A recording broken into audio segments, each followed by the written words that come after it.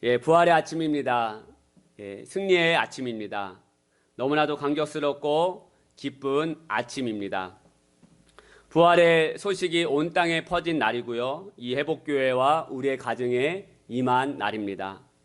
기쁨으로 하나님의 말씀을 기대하며 나아가기를 권면하여 드립니다. 지난 금요일은 예수님이 십자가에 달려 돌아가신 날입니다. 하나님의 아들이심에도 불구하고 분명히 피할 수 있었던 길이었음에도 불구하고 우리들을 너무나도 사랑하셔서 우리들의 죄악을 대신 지시기 위하여 십자가에 달려 돌아가셨습니다. 십자가의 사건은 우리의 죄악을 넘어서 우리의 모든 저주까지도 감당하시고 돌아가신 것입니다. 우리의 삶에 가장 큰 저주가 있다면 버림받는 것이라고 저는 생각을 합니다. 부모에게 버림을 받는 것이죠. 저희 어머니께서 자주 하시는 말씀 중에 하나 어떤 말씀이 있냐면 세상에서 가장 불쌍한 사람은 부모에게 버림받은 아이다 라고 말씀을 자주 하십니다. 사랑하는 사람에게 버림받는 것이 큰 저주입니다. 그런데 이미 예수님께서는 어찌하여 나를 버리셨나이까 하는 말씀으로 먼저 버림받는 존재로 나아가셨습니다. 마태복음 27장 46절 말씀, 제90쯤에 예수께서 크게 소리질러 이르시되 엘리 엘리 라마 사박다니 하시니 이는 곧 나의 하나님 어찌하여 나를 버리셨나이까 하는 뜻이라. 예수님께서도 먼저 버림받은 존재로 나아가셨다는 것입니다. 즉 우리의 모든 아픔과 저주를 대신 지시고 나아가신 것입니다. 이 십자가의 사건으로 말미암아 우리는 절대 하나님께 버림받지 아니하는 존재로 나아갈 수 있는 것입니다. 이 십자가 사건은 다른 사람에게만 해당되는 이야기가 아닌 것이죠. 이 십자가 사건은 저와 여러분 모두에게 해당되는 것입니다. 이 십자가의 사건이 없었다면 우리는 죄악 속에서 저주 속에서 살아갈 수밖에 없는 존재임에도 불구하고 주님께서 십자가의 사건으로 인해 우리는 이렇게 부활절 아침에 기쁨으로 예배할 수 있는 것입니다. 어떤 목사님께서 십자가에 대해서 이렇게 말씀하고 계십니다. 제가 한번 나눠드린 이야기인데요. 십자가를 세워놓고 보면 더하기 표가 된다. 그러나 십자가를 등에 지면 곱하기 표로 변한다. 기독교는 더하기의 종교보다 훨씬 더 많은 것을 얻게 하는 곱하기의 종교다. 왜냐하면 예수님이 십자가를 지시기 전에 이미 십자가를 등에 지고 가셨기 때문이다. 100에 100을 더하면 200이다. 그러나 100에 100을 곱하면 10억이 된다. 이게 바로 십자가가 가지고 있는 능력이다. 예수님의 십자가의 사랑은 우리의 상식으로 상상할 수 없는 위대한 사랑의 증표인 것이다. 이처럼 십자가는 위대한 능력이 있습니다. 예수님이 우리의 죄를 대속하기 위하여 그 십자가에서 죽으셨기 때문에 그렇습니다. 십자가의 사건이 없었다면 부활의 사건도 없었을 것입니다. 십자가에 달려 돌아가신 예수님을 믿으며 나아가는 이 아침 되시기를 축복하여 드립니다. 이렇게 저번 한 주 우리는 십자가에 달린 예수님을 생각하고 묵상하는 고난 중한 한 주로 보내었습니다. 그리고 오늘은 예수님이 십자가에 달려 돌아가시고 3일 만에 부활하신 부활 주일입니다. 부활의 주님, 승리하신 주님을 찬양하는 귀한 이 아침 되시기를 축복하여 드립니다. 그 어떤 종교도 신이 다시 살아나 지금까지 살아있는 종교는 없습니다. 알라도 부처도 힌두도 살아났고 지금까지 살아있는 신은 그 무엇도 없는 것입니다. 그냥 죽은 신을 믿고 허무맹랑한 신을 의지하고 있는 것이죠. 그것은 마치 아무런 인격도 없는 돌에게 절하고 의지하는 것과 마찬가지인 것입니다. 하지만 우리가 믿는 예수님 어떻게 되셨습니까? 살아나셨습니다. 할렐루야. 그리고 지금까지 살아 계셔서 우리와 함께 계시고 우리의 연약함을 친히 담당하시고 우리의 연약함을 아시는 주님이시라는 것입니다. 오늘 본문 말씀은 3일 만에 살아계신 부활의 예수님의 행적에 대해서 나오고 있습니다. 요한복음 21장에 나오는 것처럼 부활하신 예수님께서 베드로와 다른 제자들에게 찾아가신 장면은요, 마태복음, 마가복음, 누가복음에 나오지 않는 내용을 오늘 본문 말씀에서 다루고 있습니다. 그런데 여기서 보면 오늘 부활하신 예수님은 누구를 만나냐면 베드로를 만나기 시작합니다. 부활하신 예수님은 베드로를 찾아가십니다. 근데 예수님이 십자가에 달려 돌아가시 전에 베드로는 어떠한 일을 행했습니까? 예수님을 배반하는 것을 우리가 잘 알게 됩니다. 자신은 예수님을 모른다고 부인했던 베드로였던 것을 우리가 알 수가 있습니다. 요한복음 18장 25절 27절 말씀을 제가 읽겠습니다. 시몬 베드로가 서서 불을 쬐더니 사람들이 묻되 너도 그 제자 중 하나가 아니냐? 베드로가 부인하여 이르되 나는 아니라 하니 대제사장의 종 하나는 베드로에게 길을 잘린 사람의 친척이라 이르되 내가 그 사람과 함께 동산에 있는 것을 내가 보지 않으하였느냐? 이에 베드로가 또 부인하니 닭이 울더라. 이처럼 베드로는 예수님을 부인합니다. 나는 예수님을 모른다고, 절대 모른다고 부인하기 시작합니다. 베드로 입장에서 한번 생각해 봅시다. 무서웠죠. 두려웠습니다. 처참하게 맞고 있는 예수님을 보고 있느라니 자신도 저렇게 될까 무서웠던 것이죠. 3년 동안 따라했던 자신이 봐왔던 예수님은 기적을 행하고 죽은 자를 살리는 그 예수님이 저렇게 아무런 힘도 못 쓰고 처참하게 채찍질 당하고 가시면류관을 쓰고 저렇게 침뱉음을 모욕을 당하는 저 모습을 보고 있노라니, 저 대단했던 예수님이 그렇게 모욕을 구욕을 당했던 모습을 보고 있나니 자신도 두려웠던 것이죠. 그리고 노예들에게만 해당되는 십자가 사형으로 판결받은 것을 보니 자신도 예수님을 아는 제자라고 하면, 그것도 예수님의 제자 중에 수제자라고 하면 그 무시무시한 십자가의 죽임을 당할까 모른다고 부인한 것입니다. 배반한 것입니다. 예수님을 배반한 것이죠. 배반한 베드로, 배신한 베드로. 그런데 베드로만 배신합니까? 아닌 것이죠. 우리가 알 것처럼 가룟 유다도 예수님을 배반합니다. 누가복음 22장 3절 6절 말씀 제가 읽겠습니다. 12 중에 하나인 가룟이니라 부르는 유다에게 사탄이 들어가니 이에 유다가 대제사장들과 성정 정비대장들에게 가서 예수를 넘겨줄 방도를 의논하며 그들이 기뻐하여 돈을 주기로 언약하는지라 유월절 양을 잡을 무교절 날이 이른지라. 오늘 이 말씀을 제가 자세히 설명하지 않아도 우리 가룟 유다는요, 은 30냥에 예수님을 팔아 넘긴 사람으로 우리가 잘 알고 있습니다. 똑같이 배신한 베드로와 유다입니다. 똑같이 3년 동안 따라다녔던 베드로와 가룟 유다가 똑같이 예수님을 배반한 것이죠.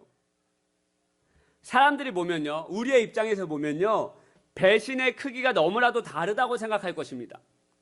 베드로는 그냥 모른다고 부인한 것이고, 유다는 예수님을 아예 돈을 받고 팔아 넘긴 사람으로 배신한 크기가 다르기 때문에 그래서 유다는 망한 것으로 생각할 것입니다. 하지만 하나님 앞에서는요, 하나님의 입장에서는요, 하나님의 관점에서는 사람을 죽인 죄, 사람을 미워하는 죄, 우리가 볼 때는 죄의 크기가 너무나도 다르다고 생각하지만 하나님이 보실 때는 똑같은 죄인 거예요. 그 죄로 말미암아 하나님 나라에 들어오지 못할 똑같은 죄의 크기라는 거예요. 마찬가지입니다. 예수님을 모른다고 부인한 죄나 예수님을 팔아 넘긴 죄는 하나님 입장에서 볼 때 똑같은 죄라는 것이에요. 그런데 똑같은 죄를 지은 베드로와 유다의 삶은 완전히 다르게 변한 것을 우리가 알 수가 있습니다. 베드로는 자신의 행동이 잘못되었다는 것을 알고 심히 통곡하며 회개하며 나아가는 베드로를 우리는 잘 알고 있습니다. 누가복음 22장 61절 62절 말씀, 주께서 돌이켜 베드로를 보시니 베드로가 주의 말씀 곧 오늘 닭 울기 전에 너가 3번 나를 부인하리라 하심이 생각나서 밖에 나가서 심히 통곡하니라. 예수님을 모른다고 부인한 베드로는요, 예수님이 자신에게 하셨던 말씀이 그제서야 생각이 나는 거예요. 네가 3번 나를 부인하리라. 그 말씀이 생각나 베드로는 어떻게 합니까? 심히 나가서 통곡하며 자신의 죄를 뉘우치기 시작해요. 여기 이게 베드로가 했던 행동입니다. 하지만 가룟 유다는 어떻게 합니까? 마태복음 27장 3절 5절 말씀 제가 읽겠습니다. 그때 예수를 판 유다가 그의 정죄됨을 보고 스스로 뉘우쳐, 여기까지 베드로와 똑같습니다. 뉘우치기 시작했습니다.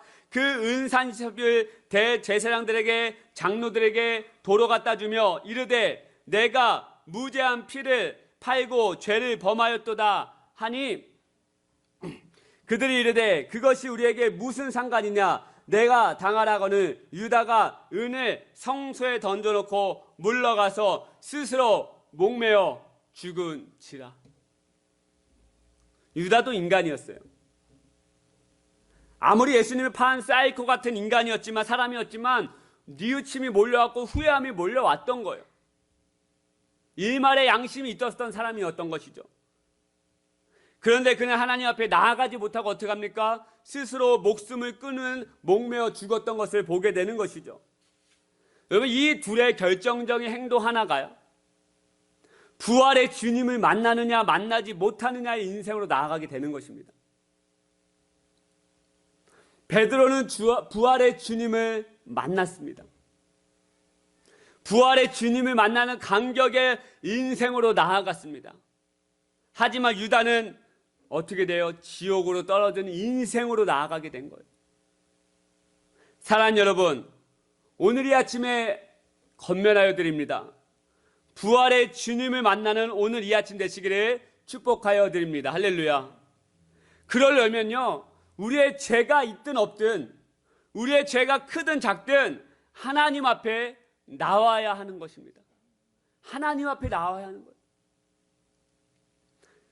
유다처럼 후회가 밀려와서 자신의 죄의 크게 너무나 커 감당하지 못한다 할지라도 하나님 앞에 나와서 죄를 뉘우칠 때, 회개할 때, 울며 통곡하며 나아갈 때 우리는 부활의 주님을 만날 수 있는 줄 믿으시는 저와 여러분 되시기를 축복하여 드립니다. 할렐루야.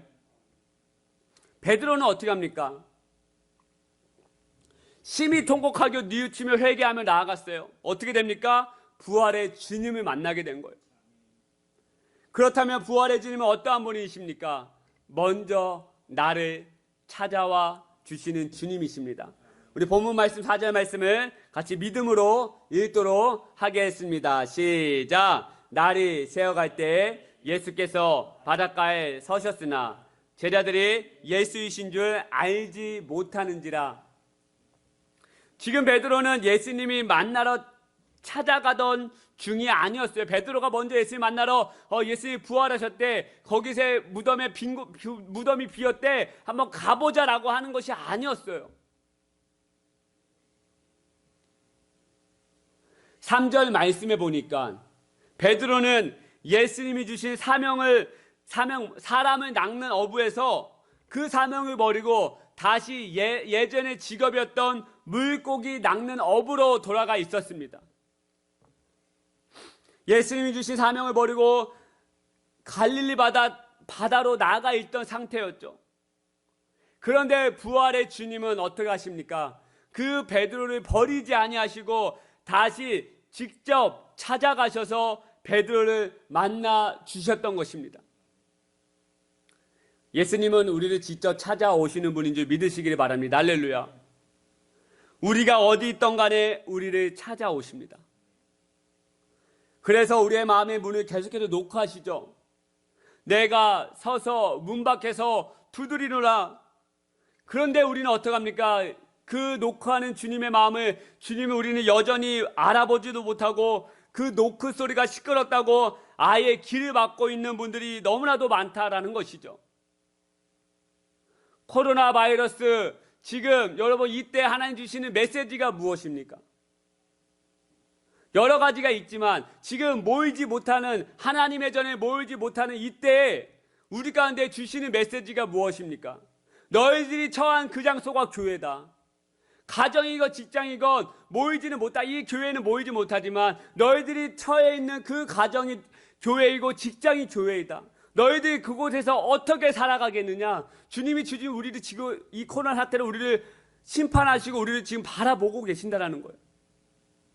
이것이 코로나 속에 감춰진 우리 가운데 주님이 주신 우리 가운데 메시지라는 거예요. 근데 그 메시지 우리는 알지 못해요. 교회 가지 않는다. 아, 편안하다. 그래, 예배 드리지 않으니까 이때 한번 놀아보자. 사람들이 그렇게 생각하고 마음이 식어져 가고 있어요. 예수님 우리의 마음에 찾아오셔서 매일같이 매일 새벽마다 우리의 마음을 녹화하고 있지만 그 녹화하고 있는 주님의 마음을 우리는 알지 못하고 시끄럽다고 알긴 하지만 시끄럽다고 우리의 귀를 닫아버려요. 나와 함께 말씀을 읽자. 그 말씀 가운데 주님 가운데 메시지가 있음에도 불구하고 우리는 그 길을, 마음의 길을 닫아버리기 시작해요.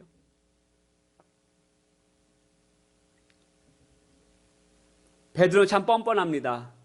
자신이 찾아와 주시고 자신에게 배 오른편에 그물을 내리라고 말씀하여 고기를 많이 잡게 해주신 분이 바로 예수님이라는 것을 그제서야 깨닫게 돼요. 처음에는 몰랐습니다. 예수님이신지 알지 못하는지라. 하지만 나중에 알게 돼요. 예수님이란 것을 그제서야 깨달은 베드로가 도망가지 않죠. 예수님에게 소리치며 나에게 오지 말아주십시오라고 거부하지 않아요. 본문의 말씀 7절입니다. 예수께서 사랑하시는 그 제자가 베드로가 이르되 주님이시라 하니 시몬 베드로가 벗고 있다가 주님이라 하는 말을 듣고 겉옷을 두른 후에 바다로 뛰어내리더라. 베드로는 너무 주님을 만나고 싶은 마음에 배에서 뛰어내려 주님을 만나러 가는 것을 보게 됩니다. 할렐루야. 여러분, 이러한 모습이 있어야 돼요. 주님이 우리의 마음을 녹화했대요. 주님이 우리 가운데 찾아오셨을 때 우리가 죄가 커서 뉘우침이 있고 양심에 찔림이 있어서 어려움 가운데 있다 할지라도 여러분, 베드로의 행동을 보십시오. 뻔뻔합니다. 바다에 뛰어내려서 주님을 찾아가기 시작해요. 도망갔던 베드로가 예수님의 마음을 헤아리지 않고 그냥 예수님 앞에 헤엄쳐 가기 시작해요. 이러한 모습이 우리 가운데 있어야 한다는 거예요. 이렇게 주님을 찾아가기 시작했을 때 부활의 주님이 베드로에게 놀라운 역사와 은혜를 베풀어 주기 시작해요. 가룟 유다는 부활의 주님을 만나지 못했지만 베드로는 부활의 주님을 만나는 감격스러운 사건을 경험하게 돼요. 이러한 은혜가 저와 여러분이 일어나기를, 가정 가운데 자녀들 안에 여러분 삶 가운데 일어나기를 소망합니다. 부활의 주님이 베드로에게 직접 찾아오신 후 그러고 나서 베드로의 모든 필요한 부분, 연약한 부분을 채워주시는 부활의 주님을 만났습니다. 12절 말씀, 예수께서 이르시되 와서 조반을 먹으라 하시니. 베드로에게 아침을 먹으라고 하는 것이죠. 그런데 여러분, 이 상황을 아시겠지만 베드로가 밤이 새도록, 새벽을 밤이 새도록 그 추운 바닷바람을 맞으면서 밤이 새도록 그물을 내렸지만 한 마리도 잡지 못해요. 얼마나 피곤해 있었겠습니까? 얼마나 마음이 지쳐 있었겠습니까? 아마 한 마리라도, 그물을 한 번이라도 내렸을 때 많이 잡았더라면 아마 피곤함이 덜 했을 텐데 예수님이 오시기 전까지 한 마리도 잡지 못해요. 몇백 번 그물을 내렸지만 한 마리도 잡지 못합니다. 그런 피곤했던 허기진 베드로에게 찾아오셔서 예수님이 어떻게 하십니까? 부활의 예수님이 어떻게 하십니까? 직접 불을 피우시고 떡과 고기를 구우신 후에 허기질 피곤할 베드로에게 먹이시는 그 예수님을 베드로가 그날 아침에 경험하게 되는 거예요. 사랑하는 여러분, 예수님은 베드로에게 딱딱한 떡, 생떡을 먹이시지 않아요. 추위에 떨었을 베드로에게 차가운 떡, 딱딱한 떡을 먹이지 않습니다. 어떠한 떡을 먹이시느냐? 불에 구운 떡, 따뜻한 떡을 먹이시기 시작해요. 이게 예수님의 마음인 것입니다. 우리의 필요한 부분을 가장 잘 아시고 그것을 채우시는 예수님. 할렐루야. 가나 혼인잔치에 포도주가 떨어졌을 때 최상급의 포도주를 채워주시는 예수님. 외로움에 사무쳐 살아가고 있는 삭개의 집을 직접 찾아가셔서 친구가 되어주시는 예수님. 12년 동안 혈루증을 앓던 여인을 고쳐주셨던 예수님. 맹인 바디메의 눈을 뜨게 하신 예수님. 부활의 예수님이 우리의 필요한 부분과 우리의 모든 연약한 부분을 채워주시는 주님이신 줄 믿으시기를 축복하여 드립니다. 할렐루야. 그래서 예수님 우리에게 직접 찾아와 주시는 거예요. 아까도 말씀드렸지만 우리의 마음을 계속해서 녹화하고 있는 것입니다. 내가 너의 연약함과 부족함을 알고 있다. 나만이 채울 수 있다. 세상의 쾌락과 물질로 너를 채울 수 없는 것이다 라고 말하고 있는 것이에요.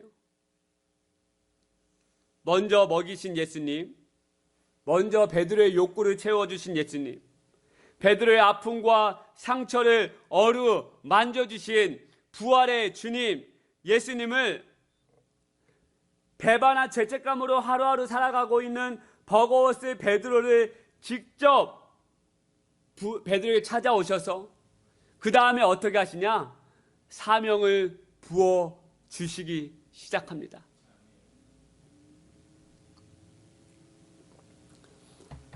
내 양을 먹이라는 것이죠. 우리 15절 말씀 같이 읽겠습니다. 말씀이 조금 길지만 같이 읽겠습니다. 시작. 그들이 조반 먹은 후에 예수께서 시몬 베드로에게 이르시되 요한의 아들 시몬아 내가 이 사람보다 나를 더 사랑하느냐 하시니 내가 주님을 사랑하는 줄 주님께서 아시나이다. 이르시되 내 양을 먹이라. 할렐루야. 아멘. 베드로에게 사명을 주시죠. 여러분 얼마나 많은 목회자들이 이 요한복음 21장 15절 말씀을 보고 듣고 이 말씀을 통해서 사명을 받고 목회자의 길로 나온 사람들이 얼마나 많은 줄 아십니까? 베드로에게 사명을 주시는 거예요. 내 어린 양을 먹이라는 것이죠. 부활의 주님을 만난 베드로는 사명을 부음받은 것입니다. 여러분 사명이 우리에게 왜 중요하느냐? 사명이 있는 사람은 어려움 환경에 있더라도 행복하다고 말할 수 있는 사람입니다. 할렐루야. 저는 그래서 행복합니다. 주님이 부르신 그 사명을 알고 그 길로 나아가는 게 너무나도 어렵고 현실은 환경은 어렵지만 저는 행복합니다. 그리고 사명을 받고 그 사명을 따라가는 사람은 성공한 사람이라고 말할 수 있습니다. 왜냐하면 사명은 하나님께 받은 명령이기 때문에 그렇습니다. 할렐루야. 우리가 아마 대통령께 임무를 받고 그 임무를 수행해 나간다면 우리는 어떻게 생각할까요? 무한한 영광으로 그 일을 행할 것입니다. 하물며 우주 만물을 창조하신 하나님이 우리에게 주신 명령이 바로 사명입니다. 그렇기 때문에 주님의 사명을 받고 그 사명을 따라 나아가는 삶은 행복한 삶이요 그 사명이 크든 작든 분명 성공한 삶이라고 말할 수 있는 것입니다. 1939년 뉴욕항을 떠나 독일로 가는 배에 한 청년이 승선하였습니다. 뉴욕에서 독일로 가는 배에 한 청년이 타고 있었습니다. 그가 아주 젊은 나이에 독일로 향하는 데에는 나름대로의 이유가 있었습니다. 1949년은 우리가 아시다시피 독일 히틀러의 정권에서 세계 2차 대전에 의해서 강군에 있었고 유태인 대학살과 같은 인류 역사상 가장 끔찍한 만행이 일어나고 있던 해였습니다. 그러나 안타깝게도 독일의 교회는 이런 비인간적인 만행을 바라보면서도 침묵하고 있었어요. 교회가 엄청난 일이 있었음에도 불구하고 침묵하고 있었어요. 히틀러의 정권에 대해서 가만히 침묵하고 있었던 것이죠. 아인이 오히려 교회들이 히틀러 만세를 외치고 있었습니다. 이러한 독일 교회의 잠든 잠을 깨우고 하나님의 공의를 선포하고자 그는 유유히 자신의 조국 독일로 떠나기 시작했던 것입니다. 그날 그의 일기장엔 다음과 같은 내용이 기록되어 있었습니다. 나의 장래에 대하여 그동안 파도처럼 일던 몹시 불안해하던 마음이 이제는 잔잔해졌다. 이제 내가 갈 길을 확실히 알게 되었기 때문이다. 주님의 사명을 부여받은 것이죠. 하나님의 명령을 깨달은 것이죠. 독일로 돌아간 그는 나치의 학정에 침묵하고 지켜만 보고 있던 교회를 일깨우고 히틀러의 좌상을 공격하기 시작했습니다. 우리 이렇게 살면 안 된다. 히틀러는 우리가 우상 숭배하면 안 된다. 그리고 그 유명한 바르멘 선언을 했습니다. 그 결과 그는 결국 투옥되고 말았죠. 그의 탁월한 학문적 재기질을 알고 있던 미국의 교회들은 그를 구출하려고 백방으로 가진 애를 썼지만, 그러나 보네퍼 목사님은 유니온 신학교 교장에게 다음과 같은 편지를 띄웠습니다. 나는 내가 독일에 돌아온 것을 조금도 후회하지 않고 힘차게 주님께 받은 사명을 가지고 일하고 있습니다. 그리고 내가 여기서 해야 할 일이 무엇인가를 분명히 알고 있습니다. 그는 결국 39세 젊은 나이로 교수대 이슬로 사라졌습니다. 그러나 보네퍼 목사님은 행복한 인간이었고 성공한 목사였습니다. 왜냐하면 그는 자기의 걸어갈 방향과 목표와 할 일을 확실하게 알고 있었기 때문 아니라 자신의 그 사명을 가지고 긍지를 가지고 살아갔기 때문에 그렇다는 것입니다. 사랑하는 여러분, 이 부활절 아침에 부활의 주님을 만나고 돌아가기를 권면하여 드립니다. 할렐루야. 부활의 주님을 만나야지 우리는 우리의 삶에 행복해질 수가 있는 것입니다. 베드로가 부활의 주님을 만나지 못하였다라면, 그날 그 아침에 밤이 새도록 물고기 잡았던 허탕을 치던 그날 그 아침에 베드로가 주님을 만나지 못했다면 그는 평생 죄책감에 시달려 살아갔을 것입니다. 그리고 밤이 새도록 물고기 한 마리 잡지 못하는 허무맹랑한 인생으로 나아갔을 것입니다. 아무리 물고기를 많이 잡는다 한다 하였은데 그는 공허함에 살아갔을 것입니다. 왜냐하면 그의 진짜 직업은, 그의 진짜 사명은 물고기 잡는 것이 아니었기 때문에 그렇습니다. 하나님이 허락하신 사명이 아니었기 때문에 그렇습니다. 하지만 베드로는 부활의 주님을 만나고 진짜 사명을 깨닫게 되는 것이죠. 그리고 그는 평생 사람을 낚는 어부로 양을 치면서 먹이며 나아가는 삶으로 나아갔던 것을 우리는 잘 알 수가 있습니다. 사랑하는 여러분, 오늘 아침에 다시 한번 여러분에게 권면하여 드립니다. 부활의 예수님을 만나고 돌아가시기를 축복하여 드립니다. 외로움에 지쳐 피곤에 지쳐 두려움에 떨고 있는 삶이었다면 연약한 부분을, 필요한 부분을 채워주시는 부활의 주님을 경험하고 만나고 돌아가는 귀한 이 아침 되시기를 바랍니다.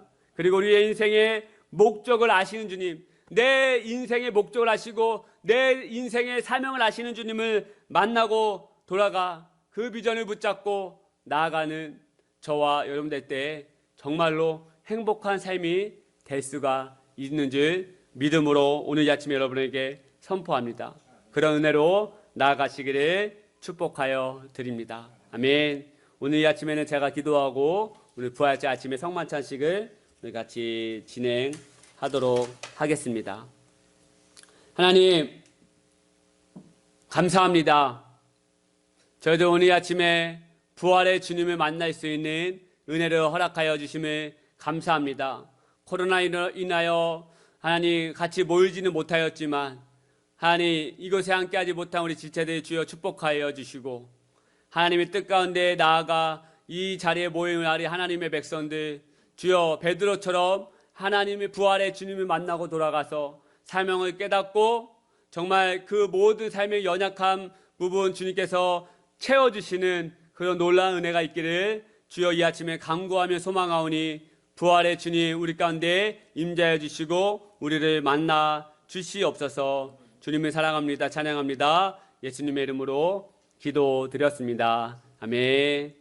예, 우리 찬송가 먼저 229장으로 같이 먼저 찬양하시겠습니다. 찬송가 229장.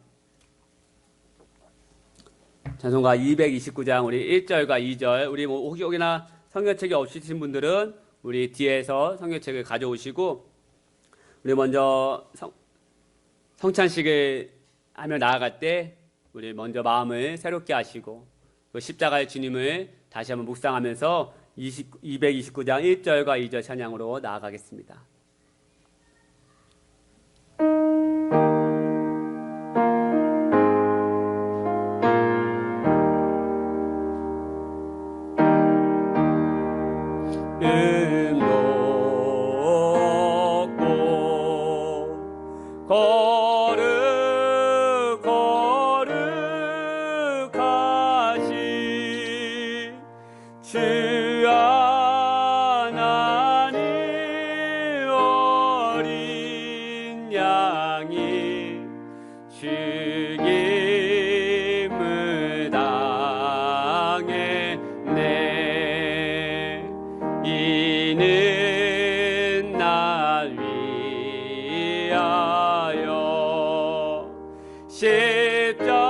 십자가 위에서 못 박히사 깨뜨리신 주님의 몸이 우리 2절 한번 다시 한번 찬양합니다. 이는 나 위하여 십자가 위에서 못 박히사 깨뜨리신 주님의 몸일세. 사랑하는 여러분, 이 성찬식은 주님이 친히 제정하신 성례입니다. 주님께서는 제자들에게 자신의 찢겨진 살과 흘리신 피를 상징하는 떡과 포도주를 들도록 권하셨습니다. 이 성찬은 주님의 식탁이며 이 잔치는 주님께서 우리들을 위해 베풀어 주신 것입니다. 우리는 이 성찬식이 주님의 고난을 당하심과 다시 오심을 기념하는 것을 기억하십시다. 또 우리가 그리스도 안에서 하나이며 주님과 함께 이 성찬식에 참여하고 있다는 사실을 기억하십시다. 고린도전서 11장 23절 말씀에 보면 내가 너에게 전한 것은 주께 받은 것이니 곧 주 예수께서 잡히시던 밤에 떡을 가지사 축사하시고 떼어 이르시되 이것은 너희를 위하여는 내 몸이니 이것을 행하여 나를 기념하라 하시고 이제 분병하도록 하겠습니다. 주님이 십자가에서 찢겨지신 살을 상징하는 작은 조각을 받으시면 여러분 먹지 마시고 먼저 기도하시기를 바랍니다. 주님의 은혜를 부어주시옵소서. 온 인류를 용서하셨고 품어주셨던 그 십자가의 사랑의 은혜가 부어지기를 소망합니다라고 여러분 분병을 받으시고 기도하시며 나아가시기 바랍니다. 이제 그 은혜를 사모하며 떡을 나누도록 하겠는데요, 세례와 입교를 받으신 분이 참여할 수 있습니다. 혹여나 어린이나 세례를 받지 않은 분이 있다면 우리 참여할 수 없고 기도하면서 나아가도록 하겠습니다.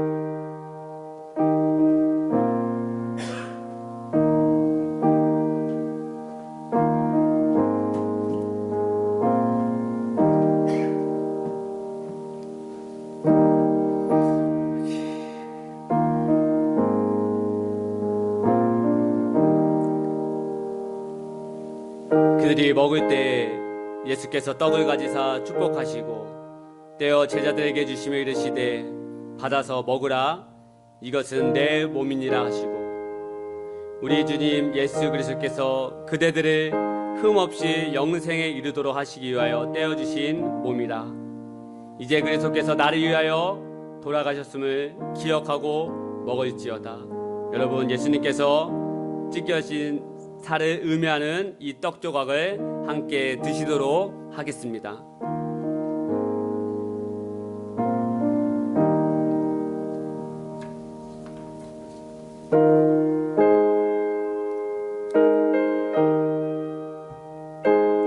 직후에 또한 그와 같이 잔을 가지시고 이르시되 이 잔은 내 피로 세운 새 언약이니 이것을 행하여 마실 때마다 나를 기념하라 하셨으니 너희가 이 떡을 먹으며 이 잔을 마실 때마다 주의 죽으심을 그가 오실 때까지 전하는 것이니라. 이 말씀을 의지하여 이제 분잔하도록 하겠습니다.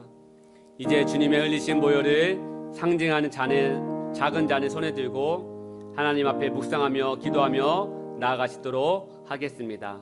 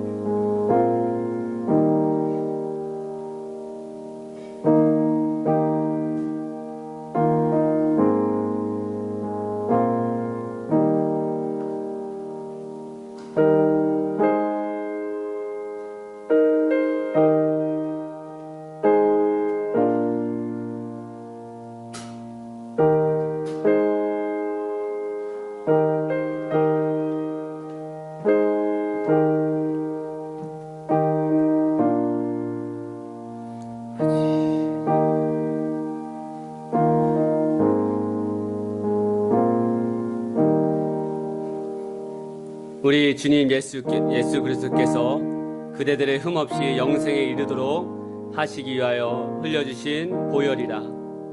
그리스도께서 나를 위하여 피 흘려주심을 기억하며 감사함으로 마실지어다. 여러분, 예수님께서 우리의 죄를 씻어주시기 위하여 흘리신 보혈을 상징하는 포도주를 마시도록 하겠습니다.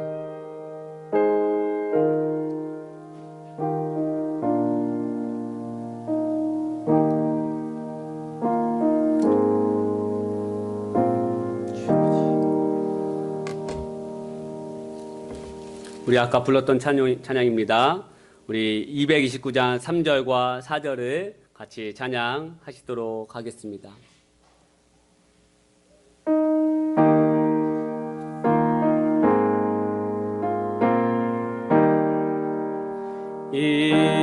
이는 나 위하여 형벌을 받으사 주가 진이 되신 흘린 주의 보혈일세. 이는 주가 지금 나에게 주시는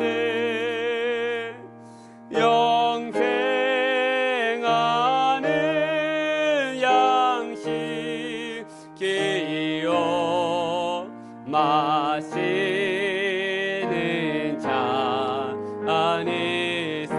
4절입니다.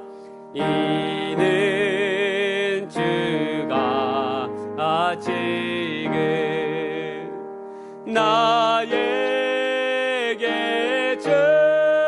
주시는 영생하는 양식이요 마시는 잔일세. 제가 기도하겠습니다. 거룩하신 하나님, 감사드립니다. 죄인 중에 죄인인 저희들을 불러주시고 또한 예배하게 하시고 당신의 자녀 되게 하심을 감사드립니다. 주님의 몸과 피를 먹고 우리가 이 땅에서 새 생명을 얻었습니다. 하지만 그럼에도 감사할 줄 몰랐고 불평했고 원망했습니다.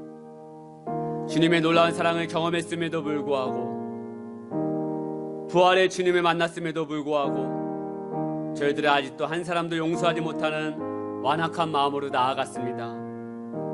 오늘 주님이 주신 당신의 몸과 피를 먹으며 이 땅에서 주님을 따르며 살기로 오늘 이 아침에 다시 한번 다짐하고 결단합니다. 또한 날마다 주님을 더욱더 사랑하겠습니다. 우리 가운데 날마다 임재하여 주시고 코로나로 어려움당하고 있는 모든 하나님의 백성들에게 치료의 손길이 임하여 주시고 우리 삶 모든 각 부분에서 부활의 주님을 만나고 초청하여고 그 부활의 주님을 높이며 교제하며 나아갈 수 있는 저희들의 삶 되게 하여 주시옵소서. 예수님의 놀라운 사랑, 은혜를 날마다 경험케 하여 주시고 사랑이 많으신 예수님의 이름으로 기도드렸습니다. 하나님 아버지 감사합니다. 예물들의 손길을 주여 축복하여 주시고 하나님께서 은혜로 나아가게 하여 주시고 심일주 예물, 감사헌금 예물, 주저헌금 예물 또한 부활주 특별 감사 예물로 주님 앞에 드렸사오니 이 예물 쓰여진 곳곳마다 주님의 나라가 더 확장되게 하여 주시고 드려진 우리의 손길들 마르지 아니한 축복 임하게 하여 주시고 30배, 60배, 100배 열매로 주님께서 응답하여 주시옵소서. 이제는 우리 주 예수 그리스도의 은혜와 하나님 아버지의 담없는 사랑과 성령님의 가망함도 충만하심 은혜가 이 예배를 드리고 돌아가는 모든 심령들이 위해 부활의 주님을 만나며 사명을 받고 모든 필요한 부분을 체험받는 그런 은혜로 나아가는 삶 되기를, 그러한 심령으로 나아가기를 간절히 축원하옵나이다. 아멘.